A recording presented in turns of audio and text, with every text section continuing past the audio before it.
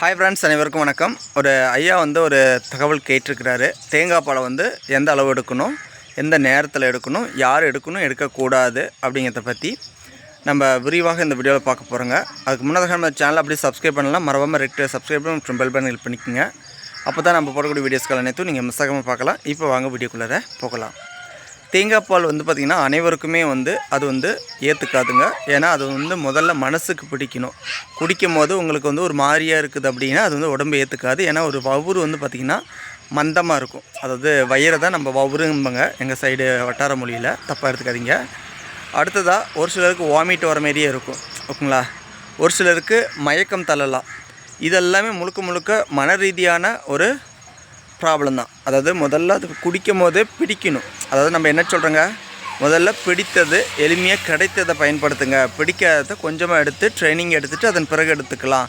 ஒருவேளை அது food allergy ஆகுது, எனக்கு சுத்தமாகவே பிடிக்கலை அப்படின்னா அதை நம்ம எடுக்காமல் இருக்கிறது தான் ரொம்ப நல்லது அப்படின்னு நம்ம பல வீடியோக்களில் நம்ம சொல்லியிருப்போங்க.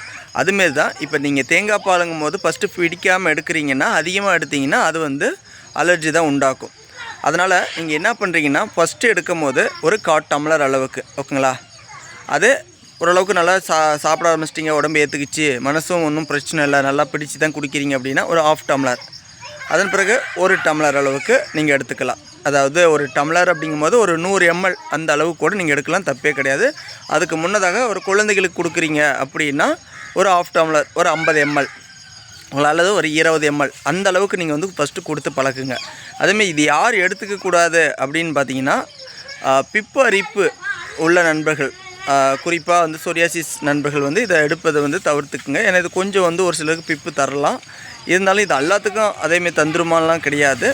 ஒரு சிலருக்கு ஃபுட் அலர்ஜி இருக்கிறவங்களுக்கு இதுமாரி பிப்பாக கன்வெர்ட் ஆகும். அதாவது தேங்காய், கத்திரிக்காய் இதெல்லாம் பிப்பு ஐட்டம் அப்படின்னு சொல்லுவாங்க, ஓகேங்களா.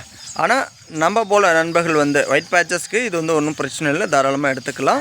தேங்காய் உள்ளுக்கு போய் நமக்கு எண்ணெயாக கன்வெர்ட் ஆகும். நம்ம வேர்வை சுரப்பிக்கு கொண்டு தோல் மேலே விடும்போது மெலனின் ஜென்ரேட் ஆகும். அது தேங்காய் நல்லாவே சப்போர்ட் பண்ணும், ஓகேங்களா. அதேமாரி தேங்காய் எண்ணெய் கூட மேலுக்கு தடவுங்க, தவறு கிடையாது.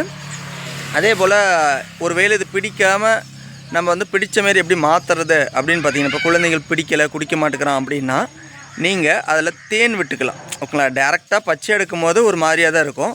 அதனால் அதாவது எப்படி சொல்லணும்னா, கொடிய கசப்பு கூட நம்ம இந்த வெண்புளிக்காக ஈஸியாக எடுத்துருப்போங்க. ஆனால் தேங்காய் பால் எனக்குமே ஃபஸ்ட் நாள் ஒரு மாதிரியாக இருந்துச்சு, ஓகேங்களா. அதன் பிறகு நான் என்ன நாட்டு சக்கரை போட்டுக்கிட்டேன். நாட்டு சக்கரை போட்டு கலந்து சாப்பிட்டேன்.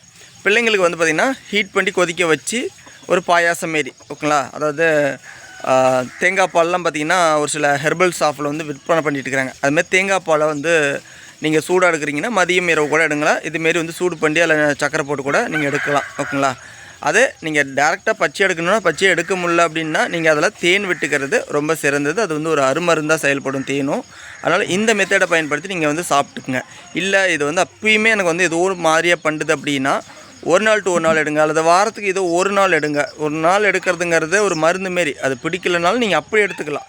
தினம் எடுக்கும் போது பிடிக்கலை அப்படின்னா தான் அது ஒவ்வாமையாக செயல்படும். அதனால் நீங்கள் வாரம் ஒரு முறை தேங்காய் பால் வெண்புள்ளி இருக்குதோ இல்லையோ நீங்கள் குடிச்சிட்டு வந்தீங்கன்னா இந்த சரும பாதிப்புகள் நாளை பின்ன வராமையே தடுத்துக்கலாம். அதாவது வருமுன் காப்பதுங்கிறது இந்த தேங்காய் பால் பிள்ளைகளுக்கு கொடுங்க. நமக்கு போல் வெண்புள்ளியால் பாதிக்கப்பட்டீங்க, நமக்கு இருக்குது, அதனால் வந்துருமா அப்படிங்கக்கூடிய பயத்துக்கு போகாமல், எதாக இருந்தாலும் யாராக இருந்தாலும் என்றைக்குமே இந்த பாதிப்பு வந்துடக்கூடாதுங்கிறதுக்காக ஒரு முன்னெச்சரிக்கையாக இதை சொல்லலாம் அல்லது கொடுக்கலாம், ஓகேங்களா. ஃபேமிலி மெம்பர்ஸுக்கு இது சேஃபானது தான். உணவு கேட்டகரியில் தான் வரும், பயந்துக்கு தேவையில்லை. ஒரு வேளை நீங்கள் டேரெக்டாக தேங்காய் பாலாக எடுக்க முடியல அப்படின்னா நீங்கள் என்ன பண்ணுறீங்கன்னா, தேங்காவை மென்று சாப்பிட்டு அந்த ஜூஸை, ஓகேங்களா, என்ன மிக்ஸில் போட்டு அடித்து குடிக்கிறதுக்கு ஒரு மாதிரியாக இருக்குது, டைமிங் இல்லை அப்படின்னா தேங்காவை மென்று நல்லா அந்த மென்று நல்லா கூலாக்கி அதை அப்படியே வாயிலே ஃபில்ட்ரு பண்ணலாம். ஃபில்ட்ரு பண்ணி குடிச்சிட்டு அந்த சக்கையை துப்பிடுங்க, ஓகேங்களா. இந்த மெத்தடை பயன்படுத்தலாம். இதுலேயும் இன்னும் ஒரு மாதிரியாக ஒரு சிலருக்கு இருக்குதுன்னா நீங்கள் என்ன பண்ணுறீங்கன்னா, டேரெக்டாக சன்லைட்டில் தேங்காய் ஒரு 2 தினம் 3 தினம் காய வைங்க பாருங்கள். அப்படியே கொஞ்சம் அப்படியே தேங்காய் தானாக கலண்டு வந்துடும். இன்னொன்று அதில் எண்ணெய் ஆல்ரெடி ஃபார்ம் ஆகிருக்கும். அந்த எண்ணெய் தேங்காவாக சாப்பிட்டா ஒரு சிலருக்கு பிடிக்கும்பாங்க, எனக்குலாம் ரொம்ப பிடிக்கும். அதுமாதிரி டேரெக்டாக எண்ணெயாக சூஸ் பண்ணிக்கலாம். நம்ம சாப்பிட்டு அப்படியே மெலிங்கிடலாம், மறுபடியும் சக்கையை துப்பிடலாம், ஓகேங்களா. இந்த மெத்தடு நீங்கள் ட்ரை பண்ணி பார்க்கலாம். அதை தாண்டி ஓகே இதனால் எடுக்கவே முடியல ஃபைனலாக அப்படின்னா நீங்கள் அதர் உணவில், அதாவது தேங்காய் அதிகமாக சாம்பாரில் பயன்படுத்தி அதை வெந்த தேங்காவை சாப்பிடுங்க. இல்லை தேங்காவை சுட்டு சாப்பிட்லாம் பிடிச்ச மாரி. அப்படி இல்லைனா தேங்காய் பருப்பி, ஓகேங்களா. கடலை மிட்டாயில் அதிகமாக தேங்காய் போட்டு கடலை போட்டு வெல்லம் போட்டு அப்படி கடலை மிட்டாயை செஞ்சு பிள்ளைங்களுக்கு தாங்க, நீங்களும் சாப்பிடுங்க. தேங்காயை எந்தெந்த வழிமுறைகள்லாம் நம்ம கொண்டு வர முடியுமே உள்ளுக்கு அப்படி கூட எடுத்துக்குங்க. ஓகேங்களா? பிடிச்ச மாரி எடுத்துக்கிட்டால் நல்லா பயனுள்ள தகவல் என்று சொல்லிக்கிறேன். கருவுற்ற பெண்கள் டாக்டர்கிட்ட கன்சல்ட் பண்ணிட்டு எடுங்க. ஏன்னா நம்ம படம் ஒரு நல்லது தான் ஒன்று சொல்கிறாங்க, இருந்தாலும் அது வந்து எனக்கு இப்படி ஆச்சு அப்படி ஆச்சுன்னு நாளைக்கு நம்ம மேலே பழி வந்துடக்கூடாதுனால நீங்கள் டாக்டர்கிட்ட கன்சல்ட் பண்ணிட்டு தேங்காய் பால் குடிக்கலாமா. ஏன்னா இது குறிப்பாக வயிறு புண்ணு ஆத்துறது தான் தேங்காய் பாலுங்கிறது. எல்லாம் எனக்கு மெலனின் கண்டென்ட் ஜென்ரேட் பண்ணுறது. ஓகே ஃப்ரெண்ட்ஸ், உங்களுக்கு தகவல் பயனுள்ளதாக இருக்கும்னு நம்புகிறேன். ப்ளஸ் நம்ம வீடியோக்களை லைக் பண்ணிட்டு சப்போர்ட் பண்ணுங்கள். என்ன டவுட் இருந்துச்சுன்னா கமெண்ட் பாக்ஸில் கமெண்ட் பண்ணுங்கள். அதேமாரி வாட்ஸ்அப்பில் தொடர்பு கொண்டு கேளுங்க. இதேமாரி உங்களுக்கான விடைகள் அளிக்க நான் காத்திருக்கிறேன் என்று சொல்லிக்கொண்டு இந்த வீடியோவில் விடைபெறுவது நான் உங்கள் பிபி. நன்றி, வணக்கம்.